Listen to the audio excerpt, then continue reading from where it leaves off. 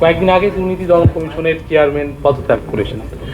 তো নতুন সরকারের কাছে দুর্নীতি দমন কমিশনের পুনর্গঠনে আপনাদের মানে টিআইবির প্রত্যাশা কি থাকবে?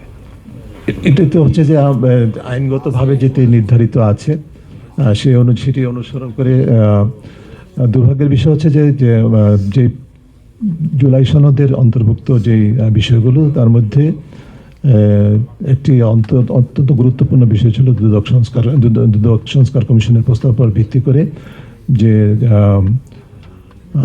কি বলে দুদকের নিয়োগ প্রক্রিয়াতে বাছাই এবং পর্যালোচনা কমিটির বিষয়টি, সেই বিষয়টি পরিপূর্ণভাবে দুদক অন্তর্বর্তীকালীন সরকারের সময় যে অধ্যাদেশটি প্রণীত হয়েছে সেখানে পরিপূর্ণভাবে প্রতিফলিত হয়নি। বিশেষ করে পর্যালোচনা কমিটির বিষয়টিকে প্রত্যাখ্যান করা হয়েছে, সেটি আমরা প্রতিবাদ জানিয়েছি। আমরা বর্তমান সরকারের কাছে আশা করব যে তাদের যে আইনি সংস্কারের বিষয়গুলো সেখানে এই বিষয়টিকে গুরুত্ব সহকারে বিবেচনা করবে।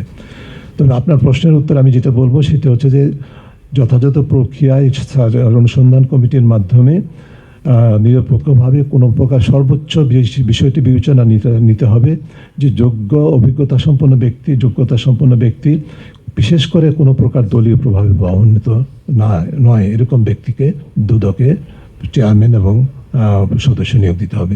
এবং একই সাথে যেহেতু অধ্যাদেশে অন্তর্ভুক্ত হয়েছে যে সদস্য সংখ্যা এখন 3 আছে, সেটা 5 উন্নীত করতে হবে। ঠিক আছে।